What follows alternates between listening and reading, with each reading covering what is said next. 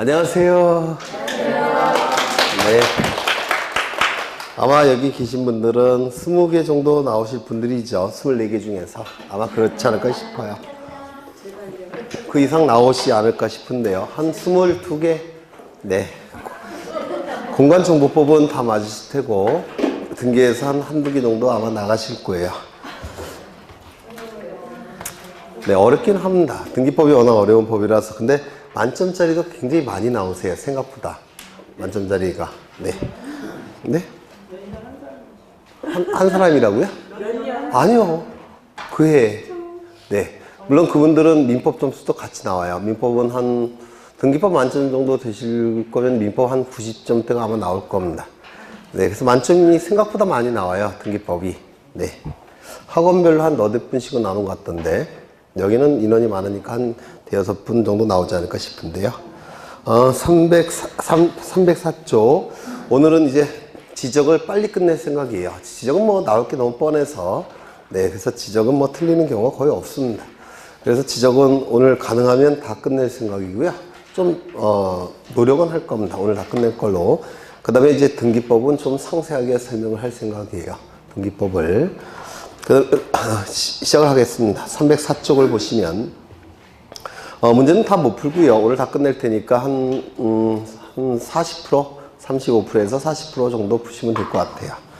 1번을 보시면, 공간정보의 구축 및 관리 등에 관한 법률에서 정의하고 있는 용어에 관한 설명으로 틀린 것은 이라고 되어 있는데요. 보통 용어에 관한 문제가 한 문제 정도는 출제가 돼요. 보통 이제 어느 법이건 간에 보통은 단행법은 제1조가 제일 중요하고요. 1조는 보통 그 법이 만들어진 목적을 규정하고 있고요. 제2조는 그 법에서 사용하고 있는 용어가 보통 제2조에 규정되어 있어요. 그래서 제2조 두 번째 중요한 조문인데요. 보통 한 문제 정도는 출제가 되는데, 근데 기본 내용에서 다 설명을 하고 있기 때문에 어렵진 않습니다. 나올 게 뻔하니까. 1번을 보시면 토지의 표시 다 암기하고 계시죠? 소지, 지면, 경자표. 네, 이딴 식으로 문제를 냅니다. 너무 쉽게. 2번을 보시면 지번 부여 지역, 지번을 부여하는 단위 지역. 그렇죠? 지번 부여 단위 지역. 구체적으로는 동과 리를 얘기한다고 했습니다. 3번. 지목은 토지의 뭐에 따라서? 용도에 따라서. 그렇죠? 용도에 따라서 28개로 구분하고 있죠. 그래서 지형이 틀렸습니다. 토지 용도에 따라서 지목이 결정될 때 용도 지목이라고 불렀죠. 토지 형태에 따라서 지목이 결정될 때 지형 지목이라고 불렀고, 토지 성질에 따라 지목이 결정될 때 토성 지목이라고 불렀죠. 공간정보법은 주된 용도에 따라서 28개로 구분하고 있기 때문에 용도 지목을 채택한다라고 얘기를 했습니다. 그 다음에 4번을 보시면 경계점이란 지적분부에 등록하는 필지를 구획하는 선의 굴곡점. 굴곡점은 꺾인 점이라고 했죠. 그래서 직선과 직선이 만나는 점, 그게 꺾인 점이라서 굴곡점 맞습니다. 직선이 표현된 건 도면이죠. 따라서 도면에 풀어서 등록하거나, 여긴 없네. 이게 옛날 법조문이에요. 그래서 지금 법조문과 약간 차이가 있는데, 선의 굴곡점, 꺾인 점이라는 뜻이고요. 요 개정 법률은 어떻게 되어 있냐면, 선의 굴곡점으로서 도해 형태로 등록하거나 이렇게 표현되어 있습니다. 나중에 교재를 통해서 확인하시고요. 그 다음에 경계점 좌표 등록부에 좌표 형태로 등록한 점을 말한다. 보통 이렇게 교재에 서술되어 있습니다. 그래서 개정 이후에는 뭐라고 되어 있냐면, 경계점이란 필지를 구획하는 선의 굴곡점으로서 도면에 도해 형태로 등록하거나 좌표 등록부에 좌표 형태로 등록된 점을 말한다. 이렇게 개정법에 규정되어 있고요. 여기 나와 있는 4번 지문은 옛날 지문이에요. 옛날 법률에 들어가 있던 지문인데요. 굴곡점은 똑같고, 그 다음에 평면, 직각, 종횡선, 수치의 교차점. 이건 무슨 뜻이냐면 이런 뜻이에요. 그래프를 보면 여기 X축이 그려져 있고요. 여기 Y축이 그려져 있죠. 그리고 토지가 이렇게 존재한다면 이게 뭡니까? 경계점이죠. 맞습니까?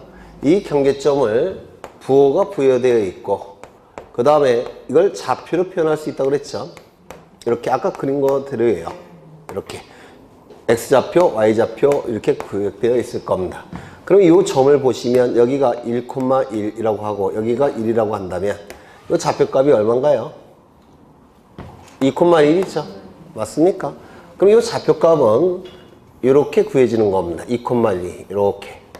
그러면 이 부분은 여기가 평면이죠. 평면. 그리고 이 부분은 직각 맞습니까? 직각, 종선, 횡선의 교차점. 평면, 직각, 종선, 횡선의 교차점. 이게 평면, 직각, 종횡선이라고 부르고 거기에 수치가 바로 좌표값이에요. 평면, 직각, 종횡선 수치. X좌표, Y좌표를 아주 유식하게 표현한 겁니다. 그 다음에 5번을 보시면 토지 이동이라 하면 토지의 표시를 새로 정하거나 변경하거나 말소하는 거. 너무 쉽죠? 네, 여러분 다 맞으실 것 같아요. 오른쪽을 보시면 2번에 공간정보의 구축 및 관리에 관한 법률상 토지 소유자가 지적소관청에 신청할 수 있는 토지의 이동 종목이 아닌 것은 토지 이동은 신규 등록, 등록 전환, 분할 합병, 지목 변경, 그 다음에 또 뭐가 있습니까? 바다가 된 토지의 등록 말소, 등축, 지토행 이런 것들이 있죠. 그래서 토지 이동이라면 토지의 표시를 새로 정하거나 변경하거나 말소하는 것을 토지 이동이라고 하고 소유자에 관한 정보가 달라진 걸 뭐라고 불렀습니까? 소유자 변경. 정답이 몇 번인가요? 거기 토지 이동이라는 표현이 있는데 5번을 보시면 소유자 변경이라고 되어 있죠. 이는 토지 이동이 아니라 소유자 변경 아닙니까? 소유자에 관한 정보가 달라지는 거. 이런 건 너무 쉽죠, 문제들이. 넘어가겠습니다. 4번을 좀 보겠습니다. 4번. 공간정보의 구축 및 관리 등에 관한 법률상 지적 측량, 의뢰 등에 관한 설명으로 틀린 것은 이라고 되어 있는데 요약집이 아니라 이거 한번 펴보세요. 이거 펴보십니다. 물론 다음 시간에 할 건데요. 다음 시간에 할 건 항상 갖고 다니셔야 돼요. 이거는 특강이건 문제건 시험 때까지는 무조건 갖고 다니실 거예요. 항상 다음 시간에 설명을 할 거지만 오늘 나왔으니까 다음 시간 전에 미리 한번 보겠습니다. 다음 시간 전에 같이 보세요. 네. 어디를 보시냐면 14쪽을 보십니다. 14쪽 안 갖고 오셨어요? 옆에서 보세요. 옆에. 네. 이거 보실래요? 네. 돌려주셔야 돼요. 그거 보시는데요. 먼저 측량 절차는 어떻게 이루어지냐면 측량을 의뢰하는 자가 있습니다. 측량을 의뢰하는 자가 있어요. 측량을 의뢰하는데 누구에게 의뢰를 하느냐면 지적 측량 수행자에게 의뢰합니다. 지적 측량 수행자는 둘이 있죠. 한국국토정보공사와 지적 측량 업자 둘을 지적 측량 수행자라고 얘기합니다. 이 한국국토정보공사는 국가공간정보기본법이라는 법률에 의해서 설립된 단체이기 때문에 시도지사에게 등록할 필요가 없습니다. 하지만 지적측량업자는 개인 사업자이기 때문에 시도지사에게 등록을 해야 됩니다. 여하간 지적측량 수행자는 한국국토정보공사와 지적측량업자가 존재하는데 측량을 의뢰하는 의뢰인은 지적측량 수행자에게 측량을 의뢰합니다. 의뢰할 때 첫 번째, 세상에 공짜는 없죠. 수수료 지급해야 됩니다. 두 번째, 두 가지 측량은 제외가 됩니다. 첫 번째, 검사 측량은 제외가 됩니다. 왜냐하면 검사 측량은 국가기관이 하는 측량입니다. 국가기관이 검사 측량을 하기 때문에 지적 측량 수행자가 검사 측량을 할 수가 없어요. 할 수 없는 걸 의뢰할 수는 없겠죠. 두 번째, 지적 재조사 측량도 제외됩니다. 지적 재조사 측량은 개인이 의뢰하는 측량이 아니라 국가의 정책적 이유에 의해서 획일적으로 처리되는 측량이에요. 개인이 의뢰할 수 있는 측량이 아닙니다. 따라서 지적 재조사 측량도 제외가 됩니다. 요거 꼭 기억하셔야 돼요. 검사 측량 제외, 지적 재조사 측량 제외. 여하간 수행자는 측량을 의뢰받게 되면 의뢰를 받은 그 다음날까지 밑줄 치시고요. 그 다음날까지 지적 측량을 어떻게 수행할지 계획서를 지적소관청에 제출해야 됩니다. 그 다음날 꼭 기억해 두셔야 됩니다. 지적측량 수행 계획서를 지적소관청에게 제출하게 되면 본격적으로 지적측량을 수행하게 되는데 이 지적측량에 있어서 가장 중요한 것은 기간이에요. 이유는 측량 기간에 따라서 수수료가 달라지기 때문에 기간을 시험과 관련해서 제일 기간을 중요하다고 봅니다.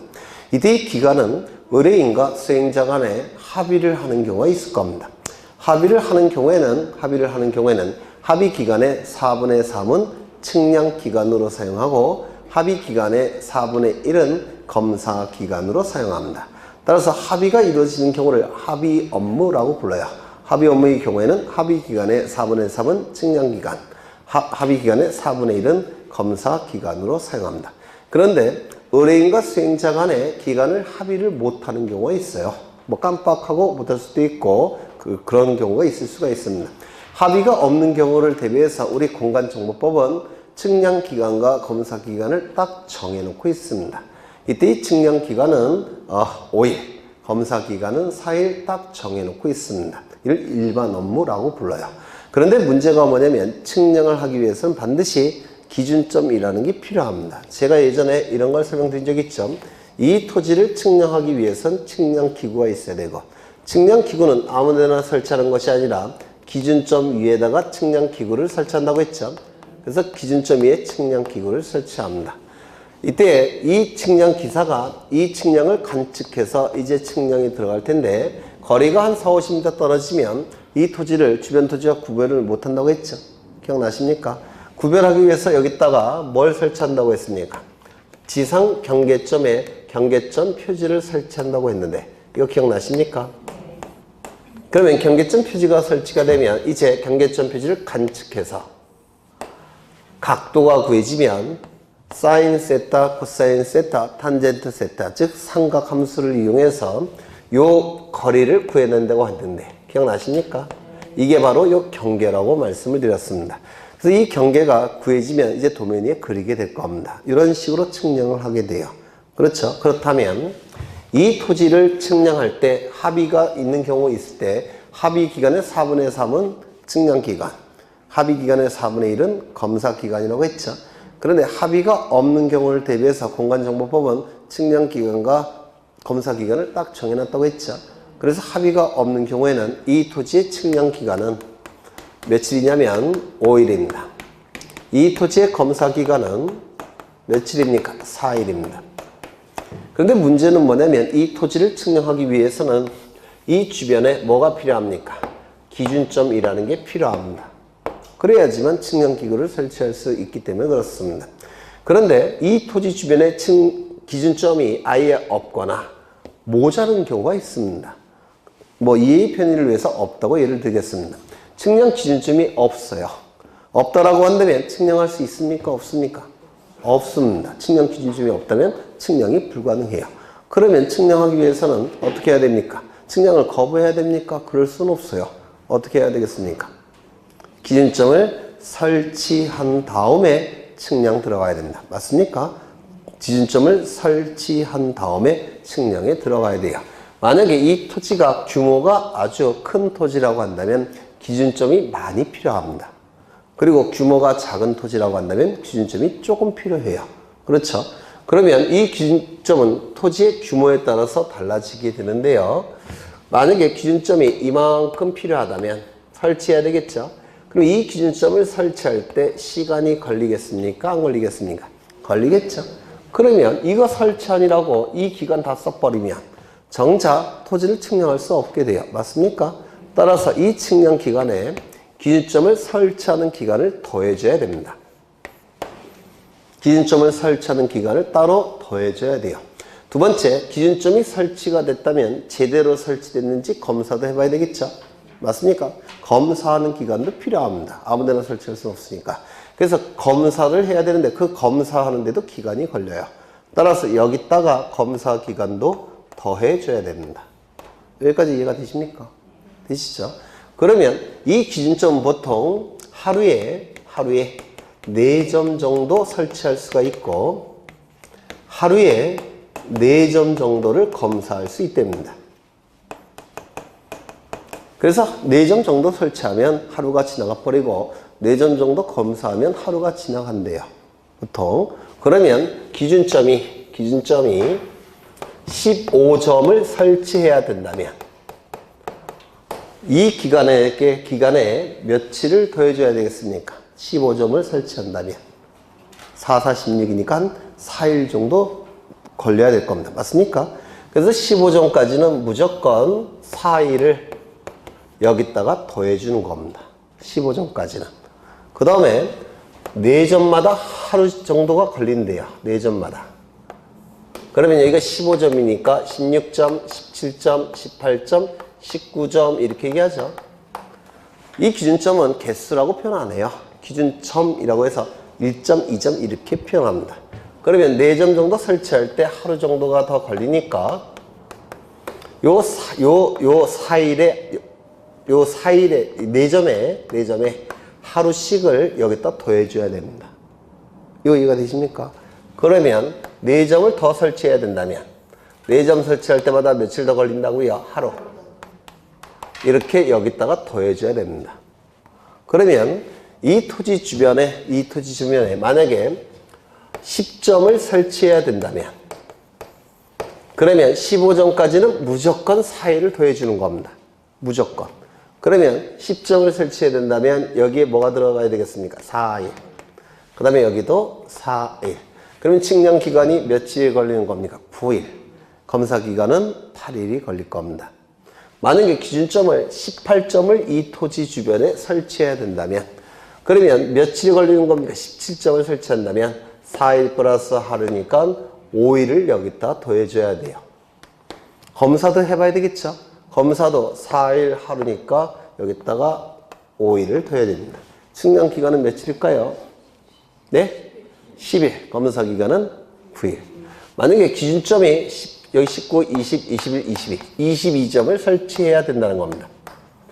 그러면 22점 설치하는데 며칠이 걸립니까? 4일 하루니까 총 6일이 걸리죠. 그러면 여기다가 며칠 더해줘야 됩니까? 6일. 검사도 4일 하루니까 6일을 더해줘야 되겠죠. 그러면 검사 기간은 며칠 걸립니까? 총 10일이 걸리는 겁니다. 이렇게 날짜를 계산하게 돼요. 즉 15점까지는 무조건 며칠을 더해준다고요? 4일. 그리고 매 4점을 초과할 때마다 며칠을 가산합니까? 하루씩을 가산하게 됩니다. 이게 일반 업무예요. 정리하죠. 이 의뢰인과 수행자 간의 기간에 합의가 있을 때는 합의한 기간에 따라서 측량 검사 기간이 결정이 돼요. 합의 기간이 만약에 20일이라고 한다면 측량 기간 며칠 걸릴까요? 20일 곱하기 4분의 4이니까 15일이 걸릴 겁니다. 이게 측량 기간. 20일 곱하기 4분의 1이니까 5일이 걸릴 겁니다. 검사 기간. 합의가 없는 경우를 대비해서 공간정보법은 기간을 딱 정해놨어요. 측량 기간 5일, 검사 기간 4일. 그런데 지적 기준점을 설치한 다음에 측량을 해야 된다면 지적 기준점을 설치하는 기간을 더해줘야 되겠죠. 그리고 검사도 해봐야 되니까 검사하는 기간도 더해줘야 됩니다. 그러면 며칠을 더해줘야 되냐? 15점까지는 무조건 4일을 더해줍니다. 그리고 매 4점마다 하루씩을 가산을 해야 됩니다. 요거 이해가 되십니까? 그렇죠. 그런 식으로 기간이 결정이 됩니다. 그러면 측량 업무가 다 끝났다면 이 측량의 성과를 결정해야 되는데 보통 성과도가 나와야 되는데 성과도는 보통 검사 측량을 다 거쳤을 때 성과도라는 표현을 쓰고요. 검사 측량을 거치기 전 단계를 결과도라는 표현을 씁니다. 그래서 이제 성과도가 나오기 위해서는 검사 측량을 거치는데 규모가 큰 토지의 경우에는 시도지사가 검사 측량을 수행합니다. 규모가 작은 토지, 보통은 다 규모가 작을 텐데요. 지적소관청이 검사 측량을 하게 됩니다. 검사 측량까지 다 완료가 되면 이제 성과도가 결정이 될 테고 지체 없이 의뢰인에게 성과도를 교부하게 될 겁니다. 여기서 주로 출제가 되는 것은 세 군데예요. 첫 번째, 2가지 측량은 할 수 없다는 거. 뭡니까? 검사 측량, 제조사 측량. 수행 계획서를 언제까지 제출한다고요? 그 다음 날까지. 의뢰를 받은 그 다음 날까지. 세 번째, 기간을 계산하는 게 나옵니다. 합의 업무와 일반 업무가 번갈아 가면서 출제가 되고 있어요. 그리고 검사 측량을 거치지 않는 경우 제가 예전에 설명드린 적이 있는데 지적 측량은 등록할 때뿐만 아니라 복원할 때도 지적 측량한다고 했죠. 이때 복원 단계에서는 검사 측량을 거치지 않는다라고 설명을 드린 적이 있어요. 복원 단계의 측량 2가지가 있었죠. 경계 복원 측량, 지적 현황 측량. 2가지 측량은 복원 단계의 측량이라서 검사 측량을 거치지 않는다고 했는데 혹시 기억나십니까? 그러면 조금 더 들어가 보죠. 복원 단계의 측량은 첫 번째 검사 측량을 거치지 않고 두 번째는요.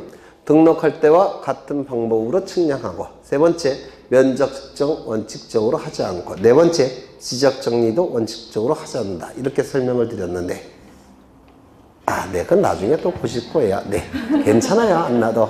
원래는 그건 한 8, 9월 달에 해야 되는 건데, 여러분들이 실력이 좋아서 미리 좀 한 것이었어요. 그러면 책을 좀 보겠습니다. 1번, 소유자는 토지를 분할하는 경우로서 지적측량을 할 필요가 있는 경우에는 지적측량 수행자에게 지적측량을 의뢰해야 된다. 맞겠죠? 2번, 지적측량을 의뢰하려는 자는 지적측량 의뢰서를 첨부하여 수행자에게 제출해야 된다. 이건 뭐 당연히 맞는 내용인데요. 그냥 이런 거 잘 모르겠는 건 넘어가시는 거예요. 3번, 지적측량 수행자는 의뢰를 받은 때는 기간, 일자, 수수료 등을 적은 지적측량 수행계획서를 언제까지 제출한다고요? 그 다음 날까지. 여기서 물어보고 있는 건 그 다음 날을 물어보는 겁니다. 네 번째, 지적기준점을 설치하지 않고 측량 검사를 하는 경우 이 지적측량의 측량기간은 5일, 검사기간은 4일을 원칙으로 한다. 이걸 일반 업무라고 불러요. 그런데 기준점을 설치한다면 15점까지는 무조건 며칠을 가산 4일, 15점을 초과할 때마다 매 4점마다 하루씩을 가산한다고 했습니다. 5번, 지적측량 의뢰인과 수행자 간에 서로 합의하여 따로 기간을 정하는 경우에는 그 기간에 따르되 전체 기간의 4분의 3은 측량기간, 4분의 1은 검사기간으로 한다. 틀렸죠? 이게 정답이 될 겁니다. 아주 쉬운 문제죠. 지금 우리 책의 307쪽에 그 위에 이상한 그림들이 막 그려 있는데요. 이 그림 필요가 없습니다. 지금 여러분 그 프린트 그 그림이 더 정확한 표현이에요. 네. 교재에 있는 307쪽 위에 지적측량 절차 있죠? 있다는 거 모르셔도 돼요. 제 책이라면 X표 쫙 그려놓을 것 같아요. 그 다음에 5번 보겠습니다. 5번. 지적측량에 관한 설명이다. 옳은 것을 모두 고른 것을. 1번. 지적기준점 측량의 절차는 계획의 수립, 준비, 현지답사, 선점, 조표, 관측, 계산과 성과표의 작성 순서에 따른다라고 되어 있는데 보통 이 지적측량은 이 절차에 따라서 이루어집니다. 다만 기초 측량만큼은 즉 지적기준점 측량만큼은 이 절차를 반드시 지켜야 돼요. 이 절차는 우리 어떻게 했죠? 개, 준, 답, 선, 조, 관계성 이렇게 였는데 기억 안 나십니까? 네? 안 외웠다고요? 거짓말하지 마세요. 개, 준, 답, 선조, 관계성 이렇게 외웠습니다. 보통은 이 절차에 따라서 측량이 이루어지는데 이 기초 측량, 즉 지적 기준점 측량만큼은 이 절차를 반드시 지켜야 돼요. 먼저 측량을 하기 위해선 계획을 수립해야 되겠죠. 맞습니까? 첫 번째, 뭘 일을 하기 위해선 계획을 먼저 수립해야 돼요. 첫 번째 뭐라고요? 계획의 수립. 계획을 수립했다면 수립한 계획에 따라서 준비를 해야 되겠죠. 두 번째 뭘까요? 준비. 그렇죠? 준비. 준비까지 다 끝났다면 이제 현장에 가야 되겠죠. 현장에 가야 될 겁니다. 현지답사.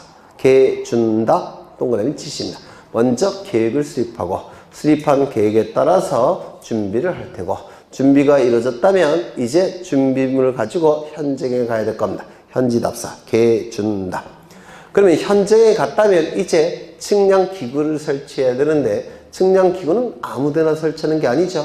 어디다 설치하죠? 기준점에 설치해야 되죠. 따라서 기준점을 어떻게 해야 되겠습니까? 선택해야 됩니다. 기준점 선택. 뭐겠습니까? 선점. 선은 선택.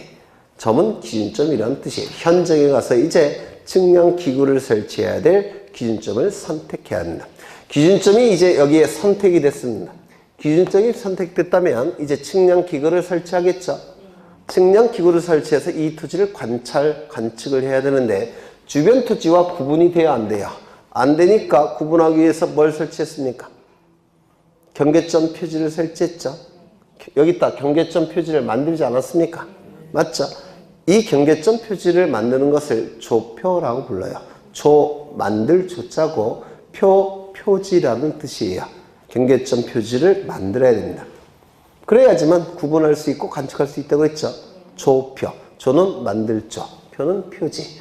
그러면 경계점 표지가 만들어졌다면 이제 뭘 할까요?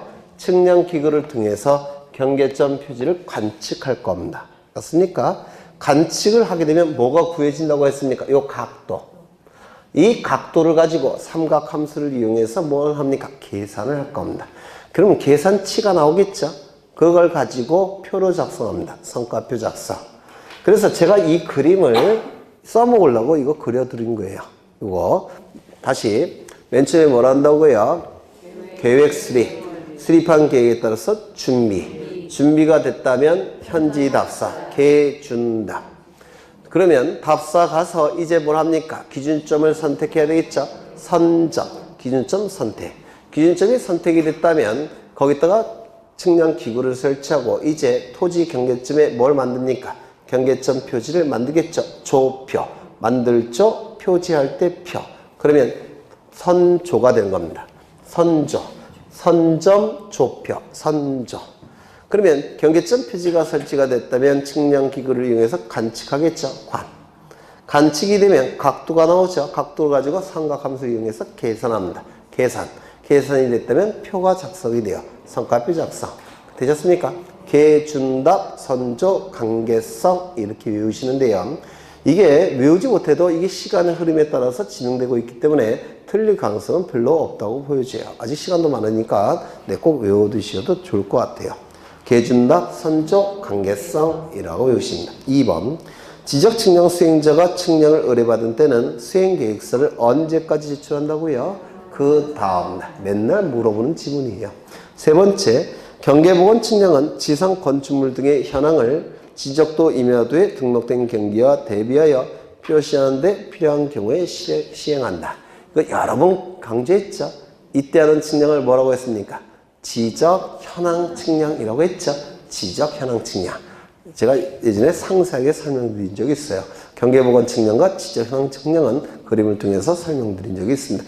이 지적 현황 측량은 이 자체로 출제가 되고 있기 때문에 꼭 기억하시라고 부탁을 드린 적도 있고요. 합병에 따른 경계좌표 면적은 측량을 하지 아니하고 결정한다. 아까 설명드렸죠. 합병할 때는 가운데 경계가 지워지기만 하면 되니까 측량 필요 없고 면적도 덧셈만 하면 되니까 측정도 필요 없다 그랬죠. 다만 분할은 가운데 경계가 그려져야 되니까 측량이 필요하고 면적도 계산해야 되니까 측정도 필요하다고 했습니다. 자주 출제된 지문이고요. 5번. 지상경계의 구획을 형성하는 구조물의 소유자가 다른 경우에는 소유권에 따라 지상경계를 결정한다. 이거 기억나십니까? 여러 번 강조했는데 하나만 보겠습니다. 인접하는 토지 간에 연속해서 접하는 토지 간에 높은 부분, 낮은 부분이 없는 경우, 예를 들어서 여기는 100번지 토지 소유자가, 여기는 101번지 토지 소유자을, 그리고 구조물이 이렇게 설치된 상태입니다. 그러면 이 토지가, 두 필지 토지가 도면 위에 그려져야 되는데 100번지 토지와 101번지 토지가 도면 위에 그려져야 되는데 여기 넓이가 존재하니까 여기를 기준으로 여기 그려야 될지, 여기를 기준으로 해서 그려야 될지, 여기를 기준으로 해서 그려야 될지 문제가 된다고 그랬죠. 맞습니까? 지상 경계가 결정이 돼야 될 겁니다. 그런데 원칙은 이 구조물의 소유자는 누구라고 했습니까?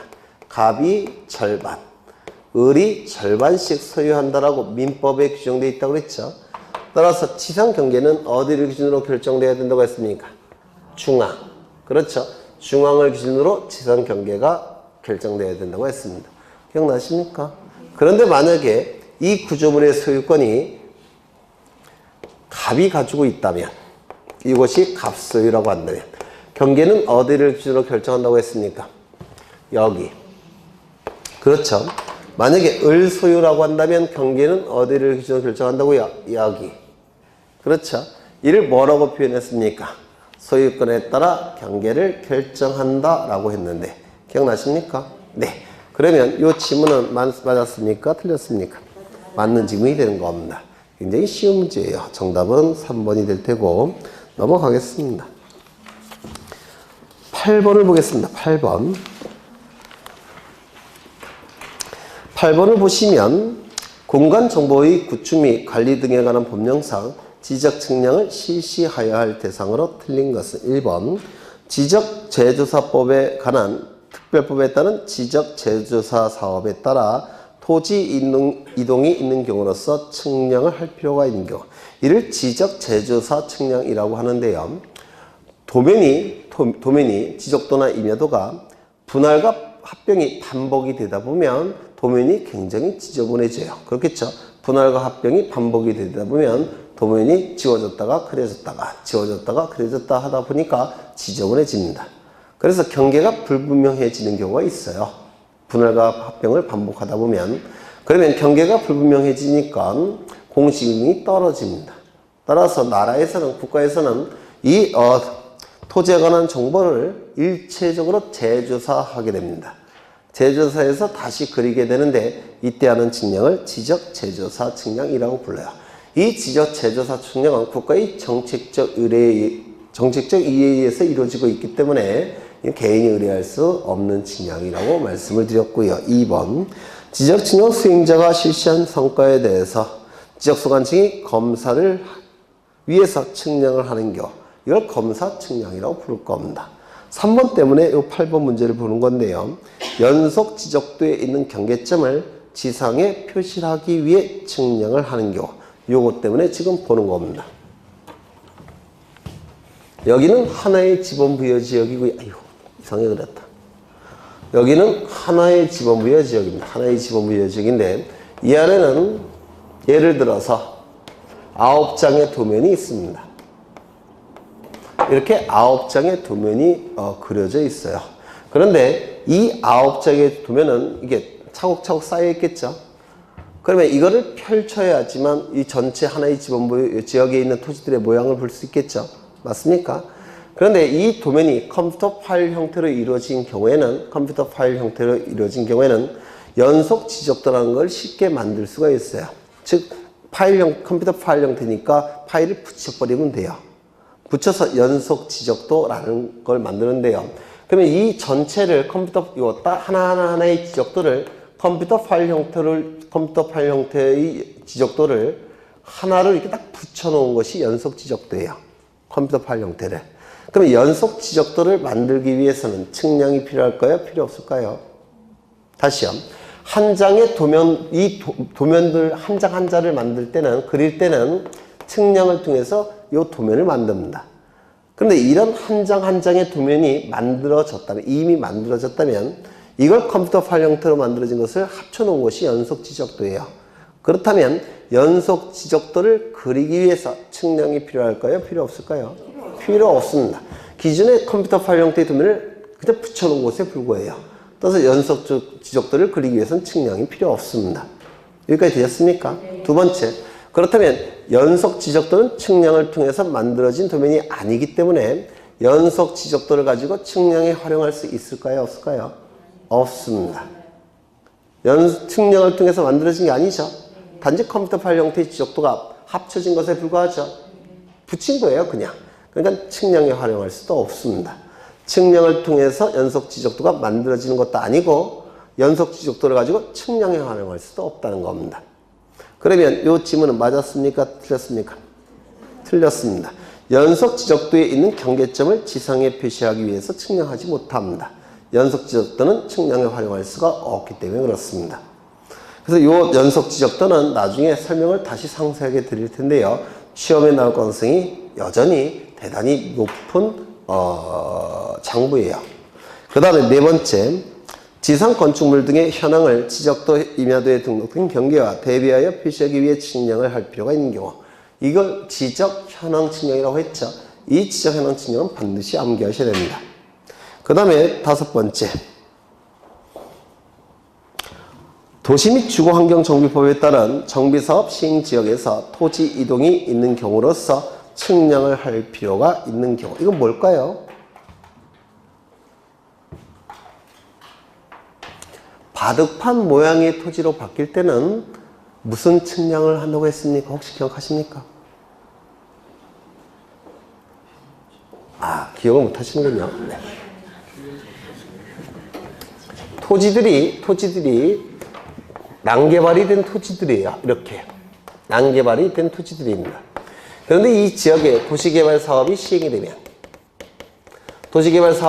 되면 토지의 모양이 어떻게 바뀐다고 했습니까?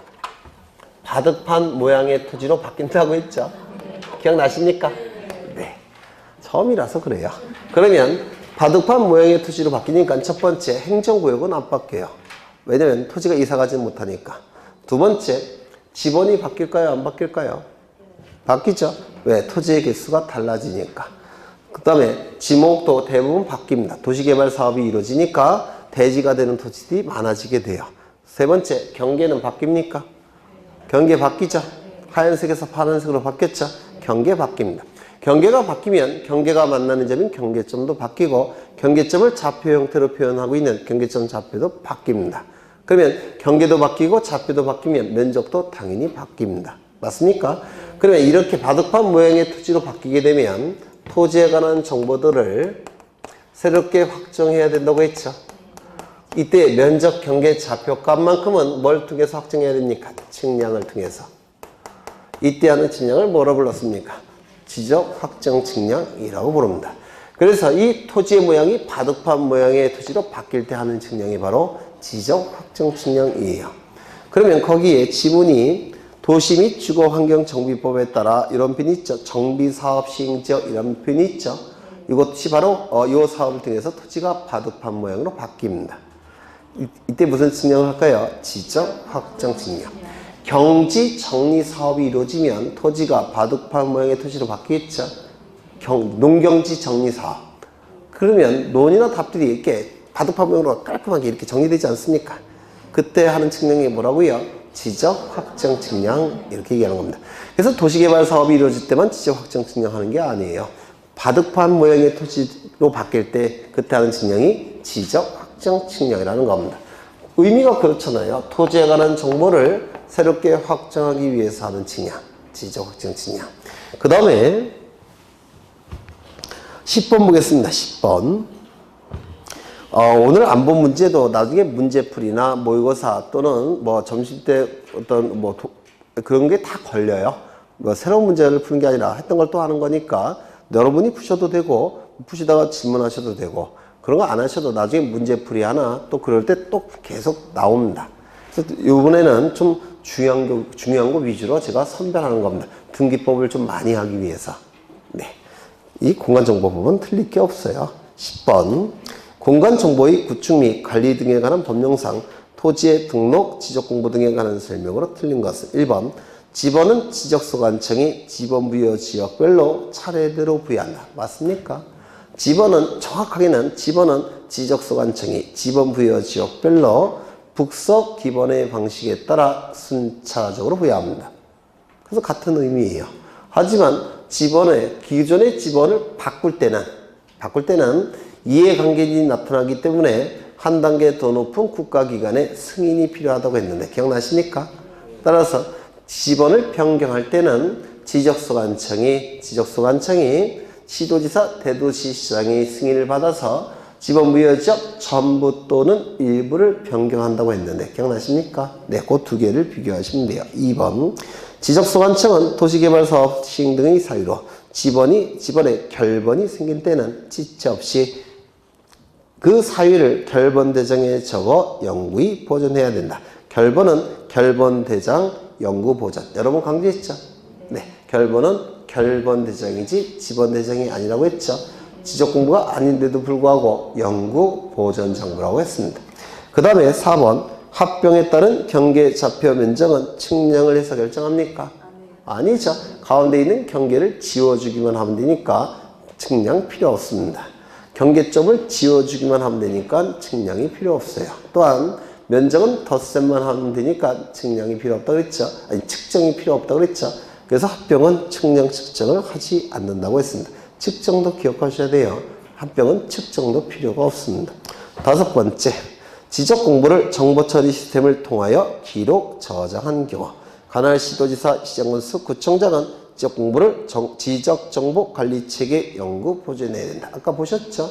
누가 추가된다고 했습니까? 시도지사가 추가된다고 했고 두리뭉실하게 지적정보관리체계라고 표현한다고 했죠? 그리고 연구보존 다 강조했던 거예요. 그 다음에 12번을 가보겠습니다. 그거 뭐 할 것도 없죠. 한 건데 지적 측량의 측량 기간은 며칠일까요? 5일.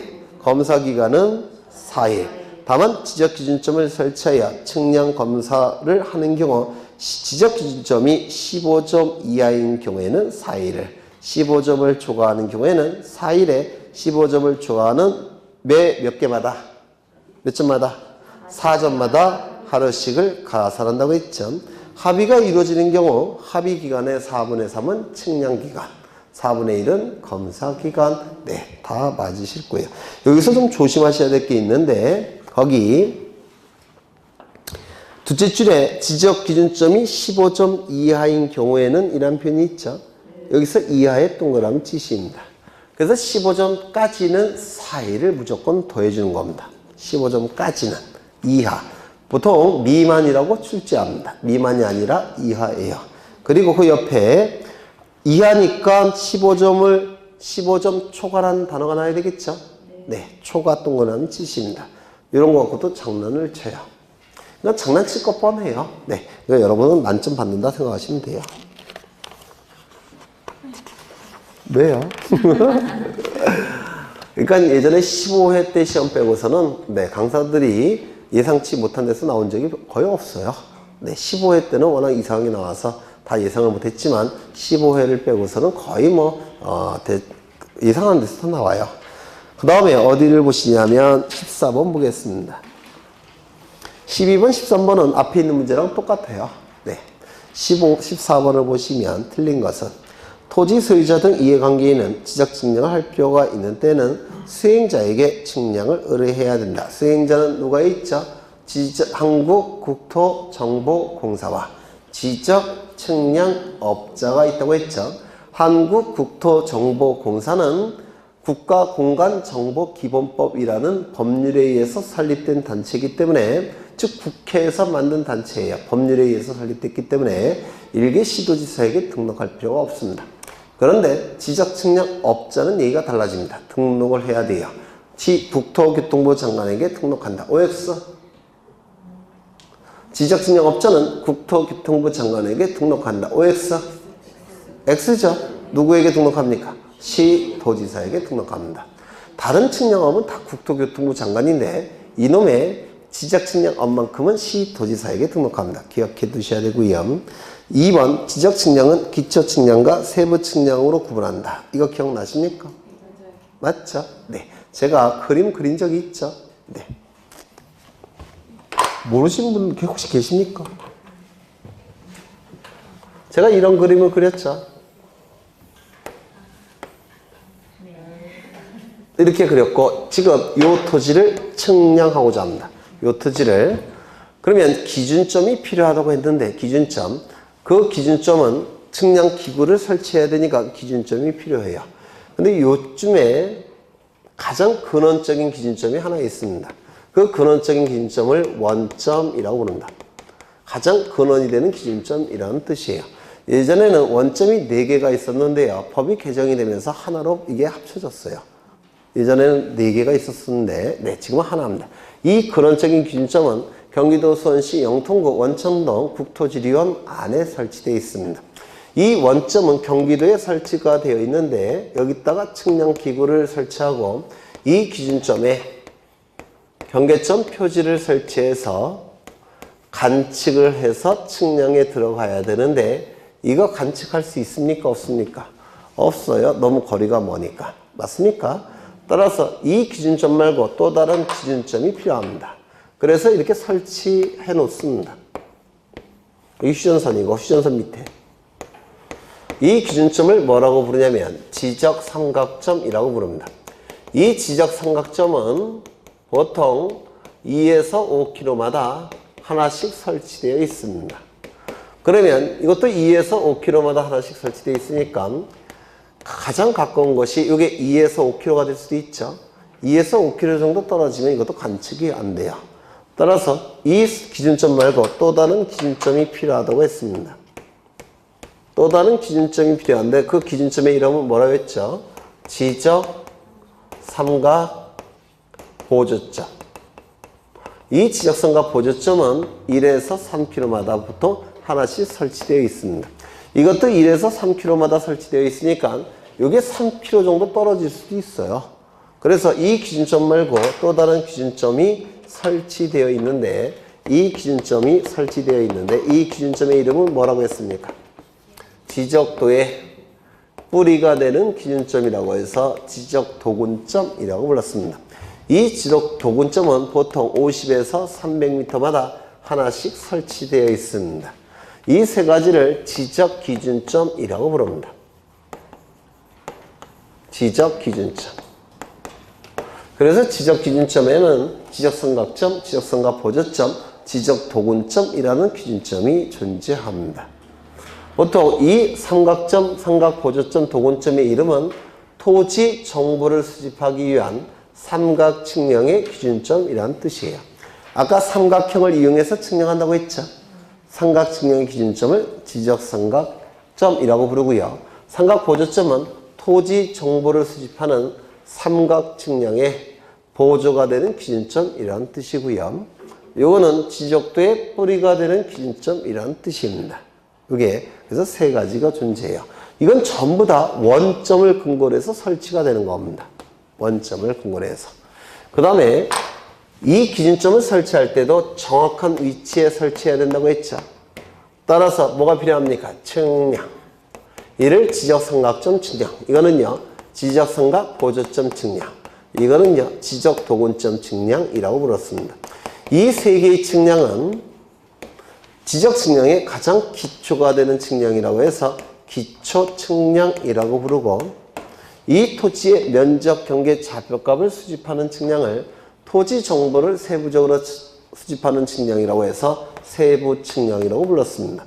이 두 개의 측량을 합해서 뭐라 부른다고요? 지적 측량이라고 불렀습니다. 지적 측량 이렇게 얘기를 하는 겁니다. 그런데 만약에 이 토지 주변에 기준점이 없다라고 한다면 아까 어떻게 해야 된다고 그랬죠? 기준점을 설치한 다음에 측량한다고 그랬죠? 그 기준점을 얘기하는 거예요. 이 기준점이. 네. 그러면 이 지문은 맞았습니까? 맞는 지문이 되는 겁니다. 세 번째, 검사 측량을 제외한 지적 측량을 의뢰하고자 하는 자는 지적 측량 의뢰 사유를 증명하는 서류를 첨부하여 지적 측량 수행자에게 제출해야 된다. 맞았습니까? 맞았죠? 네. 검사 측량은 의뢰할 수 없는 측량이라고 했죠. 물론 지적 제조사 측량도 의뢰할 수 없는 측량이에요. 보통 지적 제조사 측량은 국가의 정책적 이유에 의해서 이루어지기 때문에 의뢰인과는 아예 연관이 없습니다. 의뢰인 입장에서는 검사 측량만 의뢰할 수 없는 것이고요. 물론 제조사 측량도 의뢰할 수가 없습니다. 그 다음에 4번 지적 측량 수행자는 의뢰를, 이거 아까도 했죠. 뭐가 중요하다고요? 그 다음 날까지. 5번도 했죠. 어디가 틀렸습니까? 신규 등록은 면적 경계 좌표값을 지적 공부에 등록해야 되니까 측량 필요하죠. 등록 전환은 서축척의 임야도에서 대축척의 지적도로 바뀌니까 면적 경계 좌표가 정밀하게 새로 수집돼서 등록해야 됐죠. 측량이 필요하다고 했고요. 합병은 측량 필요합니까? 필요 없다고 했죠. 합병은 측량도 필요 없고 측정도 필요 없다라고 했습니다. 그 다음에 넘겨보시면 16번 가겠습니다. 지적 기준점 성과와 측량 기록의 보관 및 열람 등에 관한 설명으로 틀린 것은, 그래서 그 아래쪽에 표는 반드시 외워두셔야 돼요. 출제가 되고 있습니다. 출제가 1번부터 보시면 시도지사나 수업 시간에 설명은 제가 중요하다고 별표만 쳤지 설명은 아직 안 드렸던 부분이에요. 시도지사나 지적소관청은 지적기준점 성과와 측량 기록을 보관해야 된다라고 되어 있는데, 저기 지적삼각점, 지적삼각보조점, 지적도군점을 설치할 때 측량한다고 했죠. 그 설치할 때 측량을 하게 되는데 측량을 한 결과물들이 있을 겁니다. 이 결과물들도 나중에 지적측량 수행자가 이용을 해야 되기 때문에 이걸 보관하고 관리를 해야 됩니다. 지적삼각점 측량 성과도 관리해야 되고요. 지적삼각 보조점 측량 성과도 보관 관리가 돼야 되고, 지적도군 측량 성과도 보관되고 관리가 돼야 되는데 누가 보관하고 관리하는지 요게 문제가 됩니다. 시도지사나 지적소관청이 그 성과물들을 보관하고 관리하게 될 겁니다. 1번 지문 맞았고요. 2번 지적삼각점 성과를 열람하거나 등본을 발급받은 자는 시도지사에게 신청해야 된다. 이게 21회 때 문제인데요. 21회 때는 공간정보법이 개정되기 전이었습니다. 그래서 이게 맞는 지문인데 지금은 바뀌었어요. 어떻게 바뀌었냐면 시도지사 또는 지적소관청에게 신청해야 된다. 이렇게 바뀌었습니다. 그래서 21회 때 출제됐던 지문으로는 이건 맞는 지문이지만 지금을 기준으로 한다면 틀린 지문이에요. 뭐로 바뀌게 된다고요? 시도지사 또는 지적소관청. 그래서 그 표에 지적삼각점 칸 맨 오른쪽에 시도지사 또는 소관청 이렇게 나와 있죠. 이게 개정된 상황이에요. 그래서 지금 기준으로 한다면 2번 지문도 틀렸습니다. 뭐가 추가돼야 된다고요? 또는 지적소관청. 이게 추가돼야 됩니다. 그 다음에 3번을 보시면 지적삼각보조점 성과를 열람하거나 등본을 발급하려는 자는 지적소관청에 신청해야 된다. 맞는 지문이에요. 지적삼각점 성과물들은 시도지사 또는 지적소관청. 지적삼각보조점 성과와 도군점 성과는 지적소관청. 이렇게 표를 외워두셔야 돼요. 또 출제가 될 수가 있는데 이건 여러 번 강조합니다. 수업 시간에. 안 틀려요. 그 다음에 3번 보셨고 4번 보시면 이것도 맞죠? 지적 도군점 성과를 열람하거나 등본을 발급받으려는 자는 지적소관청에게 신청해야 된다. 삼각점 성과는 지적삼각점 성과는 시도지사 또는 지적소관청. 지적삼각보조점 성과나 지적도군점 성과는 지적소관청. 네, 나중에 저절로 외우실 수 있으세요. 그 다음에 5번 지적기준점 성과를 열람하거나 등본을 발급받으려는 지적진영 수행자는 이를 열람하게 하거나 등본을 발급해야 된다. 뭔 말이야? 이거는 오타예요. 네, 옮겨 적는 과정에서 잘못 옮겨 적으신 것 같은데요. 이렇게 표현이 돼야 될 겁니다. 지적 기준점 성과를 열람하거나 등본을 발급받으려는 자에게 지적 측량 수행자는 이를 열람하게 하거나 등본을 발급해야 된다. 이렇게 표현이 되어야 될 겁니다. 다시요. 지적 기준점 성과를 열람하거나 등본을 발급받으려는 자에게 지적 측량 수행자는 이를 열람하게 하거나 등본을 발급해야 된다. 이렇게 표현돼야 될 겁니다. 그런데 틀렸겠죠? 이 열람하게 하거나 등본을 발급하려는 자는 누굴까요? 시도지사 또는 지적소관청이지 지적측량 수행자가 열람하게 하거나 발급해 줄 수는 없죠. 네, 그게 틀린 겁니다. 그 다음에 넘기겠습니다. 어디를 보시냐면 22번을 보시겠습니다. 22번은 좀 쉬었다 하죠. 네, 쉬었다 하겠습니다.